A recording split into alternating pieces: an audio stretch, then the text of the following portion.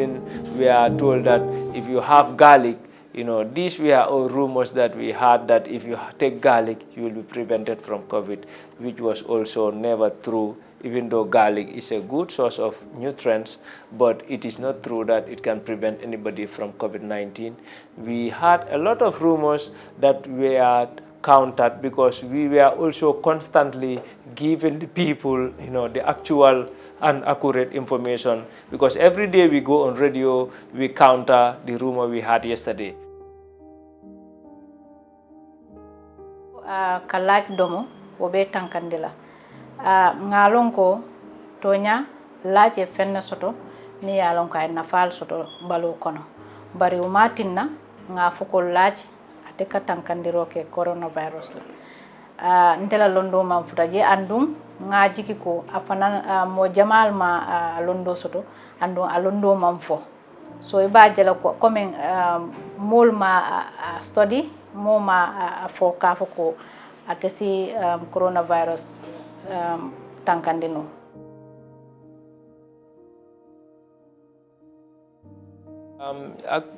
ñu dee wax ne nag laaj dafa tere wala dafa mën a faj coronavirus, loolu tamit nekk na loo xam ne wax bu amut chance la. Ndig ñun ñëpp xam nañ ne laaj moom baax na, ñam bu baax la trop, waaye tamit amul benn firnde bu ñoo won ne laaj dafa fanxa wala dafa tere nit wala dafa mën a sax aar coronavirus.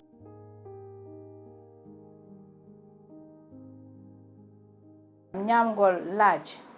ɗini walla yimɓe danda yimɓe COVID-19 ñamgol galik miɗa andi ɗum woni laaj ini jogi nafaka hewka kono noon min jiyani hen nafaka ka ko wawirta dandirde COVID-19 so miɗo ñaagi goto fof no accit hakkil e ko ñamata e ko no ñamirte sabu laaj miɗa andi ɗi jogi medicinal value ɗum woni lekkele e nder muɗum kono noon waɗaka test ha hollirane ɗi wawi dandude COVID-19. Gambia, for example, our third case or fourth case was in the urban or rural Gambia. That was as far as Basse, Yerabawol or something like that. And since then, we have been having cases in rural Gambia, in CRR, we had cases there, in Debunk, we had cases there, in West Coast, LRR. So there is no part of the country, as far as COVID-19 is concerned, that did not have cases. Kafuko COVID-19 kamolle batandi milbe kombo mafaola waranto banjul mafaola abuka moldol ma milbe basse mafaola waranto santoto COVID-19 mamotuje ay mobele ma andunga jigi ko mobele alom fana mol ya kalamutal ko COVID-19 mamotuje katun ka patient tol dol sotole mili alon ko COVID positive bilbe basse siarar dulabe amam motuje amon dulatuje. Coronavirus ndax feebari teeru bi la waaye du feebari dex bi loolu tamit nekk na loo xam ne wax boo xam ne la comme nekkut dëgga daal dëgga nekku si ndik ñun firndeel nañ depuis si njëlbeen su ñeneen teeli Gambian bu am coronavirus si biir réew mi fii nii si dex gi la woon boori Basse fele ne le Yerabawol xaw ma nu mu yel kon loolu firndeel na ne depuis booba ben tey ñu ngi am i cases. ɗon eɓe nana ɓe mbiya COVID-19 ko wonɓe ɓe ga dow wonɓe ɓe ga tunde ga ɓurta tampinde walla ko ɓen ɓurta nangude e wonɓe ɓe to dowri to ɗin ɗon ɗi wawi wonde tawatta ko yaho he argol ngol weeɓirani wonɓe ɓe to dowri to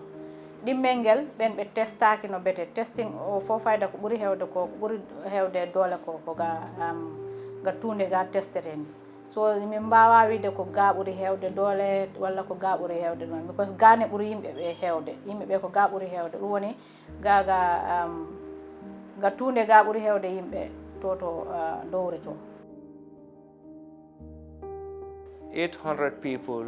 who have been infected with the COVID-19 virus in Africa alone. 4,800,000 people are infected as I am speaking right now in Africa. So the belief that COVID-19 doesn't really exist in Africa is fake. It's not true. And the fact that to back that is we have lost out of those 4.8 million, 130,000 people have died in Africa alone. So let us take COVID seriously and know that COVID is a global pandemic. And when we say a global pandemic, it means all continents of the world. So Africa is not an exception. Mulla foko komen ko COVID vaccine COVID-19 na sasanye abuka aman soton tellamo findut. Ndengaje ko womu diamolti doron par COVID-19 be sotorinne andal be mol batandika abe mol fan fa kanne. So to nyanta kan hakilotu ngalon ko COVID-19 be kirinne. Coronavirus ñuy wax ne du feebari Africa loolu dafa nekk loo xam ne du dëgga ndig gis nañ coronavirus dëgga la China la jógee 2019 waaye balaa ñoo ne January February March 2020 duga si na Gambia te Gambia moo gën a tuuti si Africa te duga na February Egypt ba March starting bi boori Fort mu duga Sénégal to be tey fuñ tollu ni depuis last 2020 February be tey ñu ngi si May 2021 African yu tollu su ñeneenti million ak juróom ñetti téeméeri junne yi nit am nañ jàngoroy coronavirus bi fii si biir Africa. Miɗen nana yimɓe ɗi mbiya COVID-19 ɗum woni o ñaw COVID-19 wawa wonde e Africa wona gonga. COVID-19 ɗinin ɗo e nder Africa te ɗini wara Africans ji kewɗi. So ɗi nanga e Africans ji kewɗi ɗin ɗumen tampinane. So ko haalete ɗon ko ɗum wona ko haala jom on wela tan haali haala ka kono wona gonga.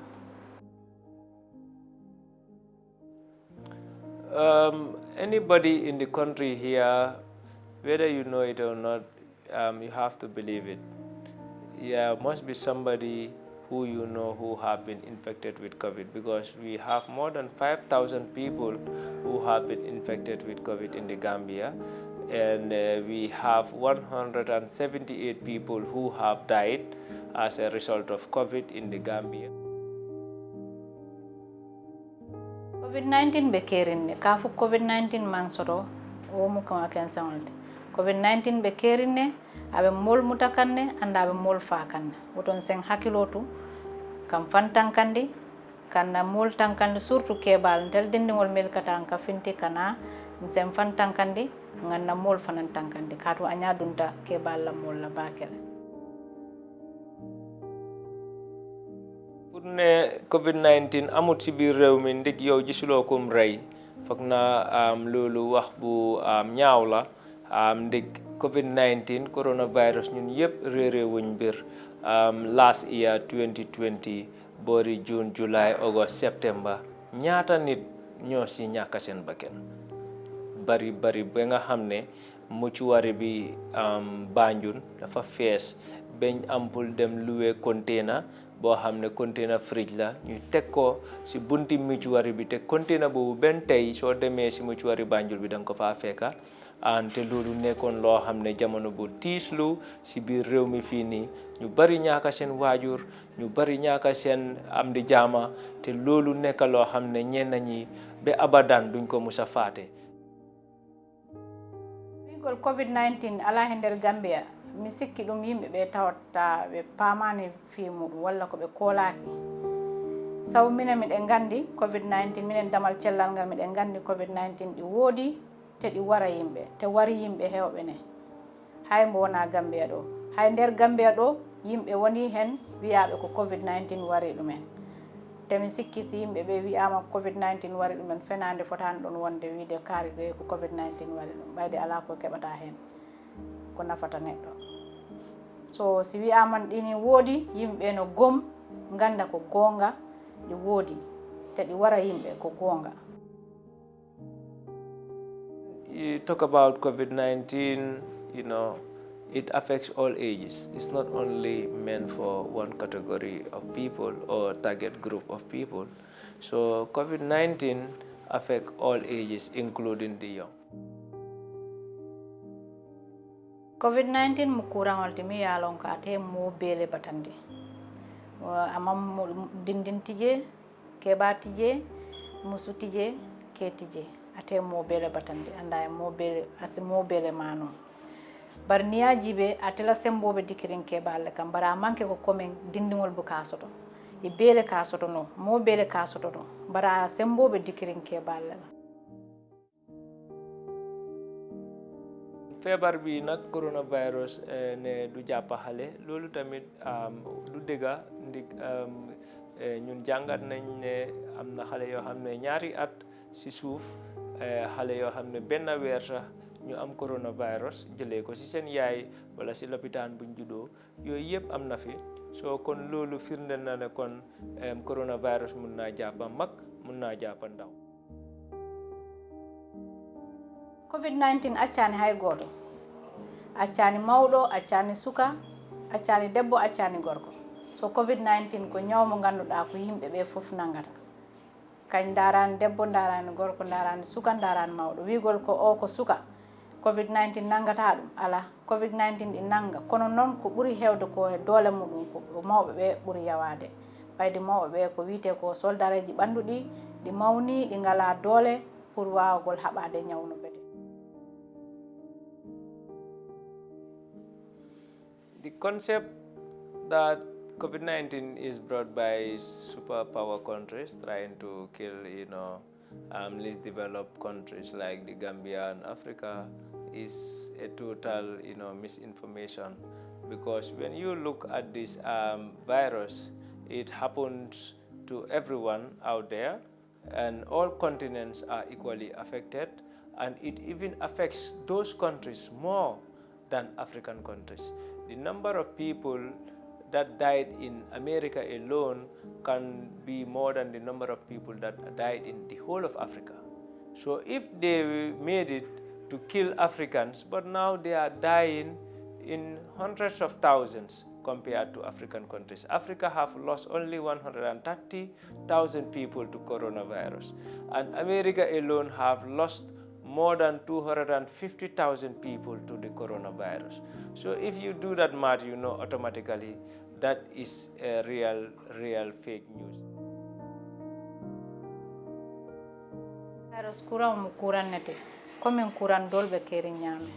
Mol kafo ko comme tubabol ya samanam pour ka africanol tala wo mu kuma kensangolti. Katu mol min fata Europe, mol min fata America, ani mol min fata China. Wolle siata africanol min fata so ni atra wol ya fintinde pour kam africanol le fa woto e wala duwal man jabi e laftanu min natara wolam natara mol kam min fo wolam toñade ntede ntema jiki ko wala be wolam toñade kato wala mo jamal le fata so e baaje la ko ni wo man wo woto amanke woti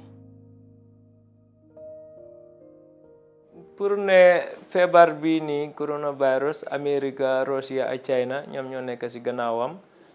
pour not dëkki Afrika yi faat leen loolu tamit nekk na wax boo xam ne la xel du ko mën a nangu ndig soo seetee feebar bi depuis mu génna benn tey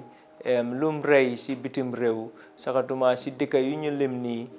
moo ëppa ci lum rey ci Afrika yëpp. ko haalate ko wi'ede tubakoɓe ɓe paala en ustu donc haala bolle puyɗe sabu enen ko ñameten ko fof ko sengo China to Europe walla America ɗi immorta so si tubakoɓe si ɓe paalama en ustu wona he nder pingu walla he ñaw ɓe gaddirat en ñamete yimɓe ñaama so wigol ɗum ɗon ko ustugol population o ɗum ko haala bolle puyɗe ñaw o ko ñaw gonga te ñaw o mbo woodi wigol ko tubakoɓe gaddi ñaw o ɗum wona haala yimɓe no gaccit hakkil ganda ñaw o ko gonga tembo e woodi. Vaccine is not known to have any side effects related to infertility, and the world have been, introducing vaccines since the 1950s or more, but it have never been, a fact that a particular vaccine was, accused to cause this infertility either in men or in women. So that is only means to deter people from taking the vaccine, because we have many people who are known as anti-vaxxers. These are people who fight against vaccines. So they put up all sorts of theories just to deter the people, to make them feel afraid of taking the vaccine. So the coronavirus mo pengol timi yalon kom ka di andum ba di kam mol la mil yalon ko be sanji tan anin sey kata woye sandola mo ka di dindinna. So penku fulol lebe kere andu mankili bari ida mol fana mankili comme dindingol mil yalon ko be sanji kononto kata sanji tan anin nani wolle be karambungo to wolle be HPV pengo taka an wo HPV wolom wulu nyaw kurangola penku nka wala di ñindomu coronavirus penkoti andu wo penko wolom penkuti mi yalon kon ka di ke bala molla wolom 65 years and above ani mol mil yalon ko diabetic soto ani hypertension ani mol mil yalon ko e other condition soto waranto nka di security forces la o nka di mol la mil yalon ko be sanji tan ani sey kata woy sandola. ndax dina tere nit mu am doom loolu tamit nekk na loo xam ne wax bu ñaaw la boo xam ne comme ñoo xam ne dañ bañ yëfi ñaxa wala yëfi péngu ñu ngi ci àdduna bi fii nii ñu leen di ooye anti-vaxxers façon mbootaay yooyu rek ñoo dee taxaw di génnee xibaar yoo xam ne teguñ ko fenn pour wax ne waaw vaccine yi bu leen ko nangoo jël ndig soo leen ko jëlee doo leen am doom wala doo leen mun a jur yii yëpp nekk nañ loo xam ne xibaar la rek pour daaxalu nit ñi pour ñu bañ a jël ñaxa yi waaye ñun yëpp réeréewuñ mbir feebar yu bari tey yu fi génn péngu yaa ko fi génnee lu dem si feebari lafañ bii nii feebari ngas bii nii amoon na i jamono soo laajtee mag yi dinañ la ko wax def daan duga si biir dëkka wala si koñ rey xale yu bari balaa moo génn te yii yëpp lu ko fi génnee wala lu ko fi daaxalu mooy péngu yi. miɗa andi yimɓe ɗinin jiiɓi seeɗa affaire vaccine he because miɗen gaddi vaccine ji ɗiɗi ɗi wonaɗi gootum. First vaccine o on ɓooyi ɗum woni HPV vaccine gokkiteɗe sukaaɓe rewɓe e nder school je on vaccine ko dandata ko ɗum woni damal ɓesgu ñaw mbiteɗo o cervical cancer ko on okkete sukaaɓe pour danda ɗumen cervical cancer noon woni cancer mo ganduɗa ko on nangata damal ɓesgu rewɓe ko ɗum tagi ko sukaaɓe rewɓe tan gokkete on pingu ko dandata ko ñaw mo ganduɗa ko nangat damal ɓesgu rewɓe ko on wiyete cervical cancer pingu. So oɗo pingu covid vaccine ko mawɓe ɓe gandu yimɓe ɓe ganduɗa ɓe keeɓi duuɓi 17 yehi to dow ko ɓen pingete on. So sukaaɓe rewɓe wonɓe ɓe school aji wonaɓe gootu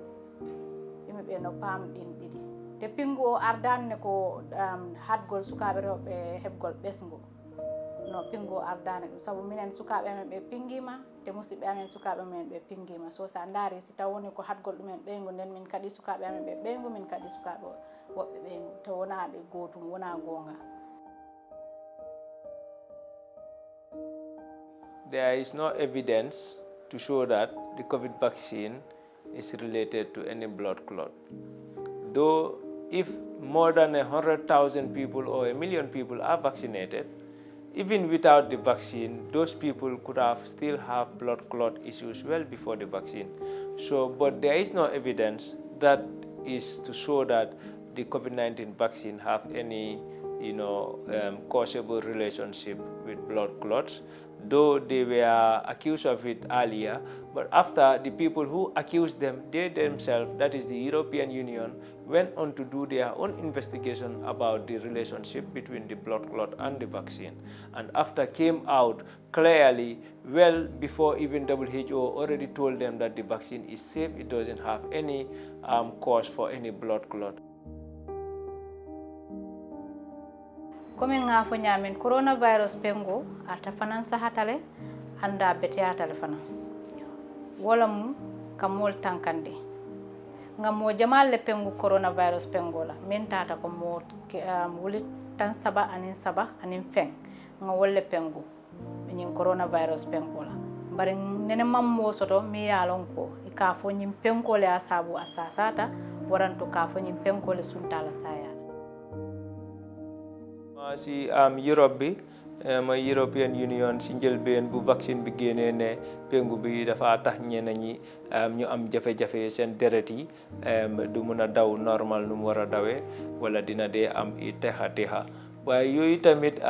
scientists yi wala docteur yu mag yi dem nañ ci i gestu waaye gisuñ ci benn firnde luy war a méngale yëfi deret bu ñaax a dox boobu noonu ak pengu bi. comme covid pingu o ɗini heɓi probléme o kadi ɓe probléme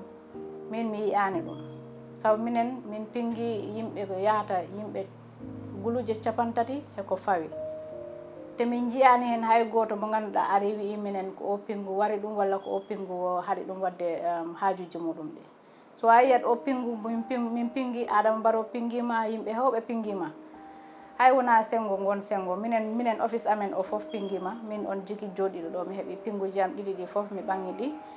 te hay hunde waɗani kam te min gorko am o ɓangi ɗum babam ɓangi ɗum oncle am ɓangi ɗum ay yimɓe hewɓe ɓangi nene am ɓangi so si ɓen fof ɓangi si ƴetti pingu o ay dara ɗum waɗani ɗumen nden mi sikkani ɗum waɗa goɗɗo ne dara sabu min jiyani hen hay ko wiyete ko blood clotting Gambia heɓani on case. People should understand that the COVID-19 vaccine, the time it was being prepared, it have reached all the corners of the world. There was a global, effort that was put together, both technically,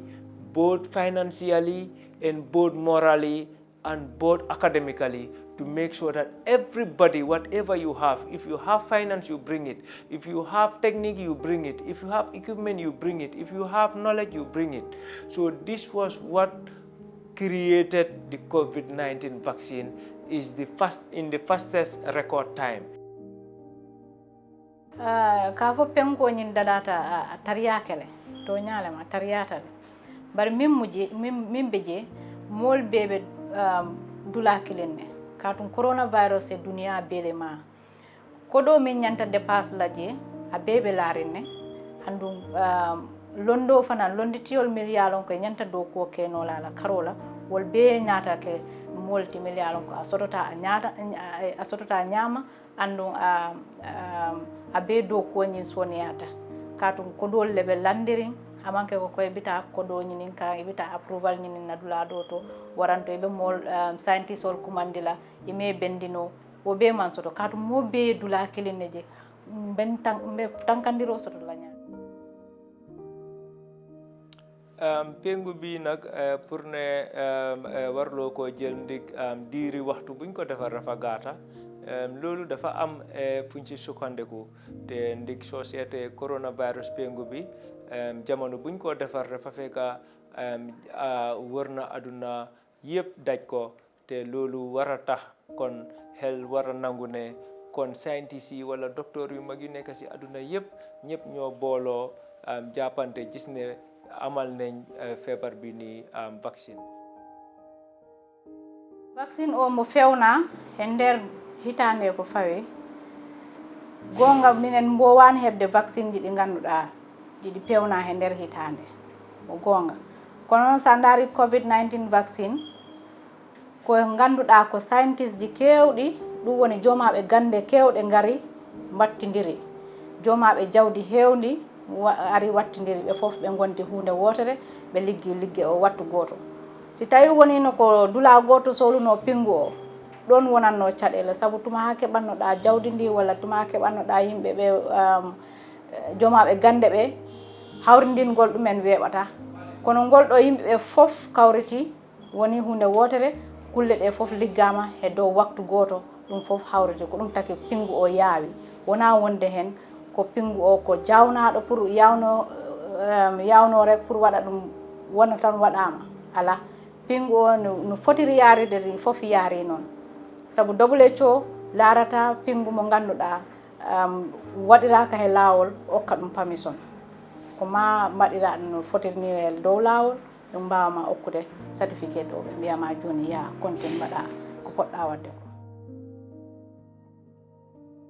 To everybody out there, if you once have the virus, you were once positive, and now you are cured of the virus or negative, it's advisable for you to take the vaccine to have a permanent immunity. Komin natara e kafuko ko misal fe ntenga coronavirus sotore no amanjere nga pengota hani nyanta ka pengotale han natara nga coronavirus ta soto no komin nga kurango sotore hani bi nyanta ka pengota pour kam fantankandi ning atara bala sojaro ning atara kurango ni dun tambalo kono akanta mantora kotangi ko xamne amna coronavirus won te nga tane wala nga wér ndax feebar bi doo ko mën a amaat te loolu nekk na loo xam ne jàngat nañ ne am na ñu amoon coronavirus daaw te balaa ren sax ñu amaat coronavirus kon ben tey docteur yi ñu ngi am jàngat feebar bi ndik lu ees la te ben tey ñu ngi jànga te xibaar buñ ci mën a jot rek dinañ leen ko baaxee waaye ben tey wane wuñ ne comme ku amoon feebar bi doo mën a amaat feebar bi kon li ñoo digleel ñëpp rek mooy ku amoon feebar bi ak ku amut feebar bi soo amee chance pour jël péngu bi nii jël ko loolu mooy sa aaru te loolu mooy tamit loo xam ne mun na laa fanxa si feebar bi nii. comme misal neɗɗo heɓino coronavirus comme heɓino ñaw coronavirus o immima jarani heɓgol pingu ala ha joni aɗa jari heɓde pingu aɗa foti heɓde pingu o nda ko keɓɗa ko ñaw o takani wonde hen an ha joni a wawata heɓde ñaw o aɗa wawi heɓde ñaw o comme no mbimi ni aɗa wawi heɓde ñaw o te aɗa wawi mo wattirde ne. COVID-19 vaccine cannot give you the virus itself that will make you sick. It will introduce some form of the virus in your body, but it will not be a virus that can make you sick. So people who have taken the COVID-19 vaccine cannot be, severely or made to die or get sick from the COVID-19 virus, because the form of the virus that they are having is just for prevention, and that is just to alert the body to be prepared in the case the real virus comes in. Ka misal fe ninga vaccine ota wala ninga penkota aske kurang kesole bije min batin nalante kurang coronavirus kurang soto wonten toñade ñim vaccine o man dada kurang kesola dada taminna woni kurang keso man kiliya so e bajela ko hannatara ye penkuni vaccine ola wote kurang keso ñi dile ando ate kurang o dile ñaxa fi coronavirus bi ndax dina tax yow nga am feebar bi déedéet ndik ñaxa bi wala pengu buñ laa jox loolu mënut laa feebarloo lu moo def si yow rek mooy pour mu yokkal a kaatan dugalal la i soldaar wala ebal sa yaram bi mu defar i soldaar yoo xam ne feebar bi su ñëwee si sa biir yaram dina leen mën a xeex. yimɓe ɓe ne ɓe mbiya comme sa ɓangi COVID-19 vaccine aɗa wawi hen heɓde ñaw o min mbimi wona noon saabu COVID-19 vaccine o ala ɓiɗɗo ñaw o pour mbawama hokkude on ñaw so COVID-19 vaccine ɗi fewnira e hunde nde ganduɗa tawaka e ɓiɗɗo ñaw he so on vaccine wawama hokkude ñaw o 19 vaccine side effects are not known to be dangerous. The side effects that we know of, as we said earlier on, are fever, maybe headache or joint pain, which are not known to be dangerous. And there is no contraindications to people even who are pregnant or who are breastfeeding that if they take it, it will be very dangerous to them. There is no evidence of that. So, and even people who are breastfeeding or pregnant can take the COVID-19 vaccine. So there is no danger or form of danger effects that are related to the COVID-19 vaccine as of now. Comme ka fo mantoro soto pengola karola wasi mo fanole mantorol mil boko kundimo ni balakando anin chokidimo ni ya fo juna o ni paracetamol ta nyanta bolale bar tumando penko fana asimol dol balo batandinola asimol balo makuyale bar ning atara yewo jedron nyanta reporting kala bar natara wo fana manke no watila tumando be batandela bar kafo ko abe mo fanola le manjiki ko o be futanola woto. So jëlee ñaxa pengu bi ndax ding ci am I jafe-jafe yu la mëna rey déedéet loolu jàngut ko fen te ben tey depuis buñ dooree di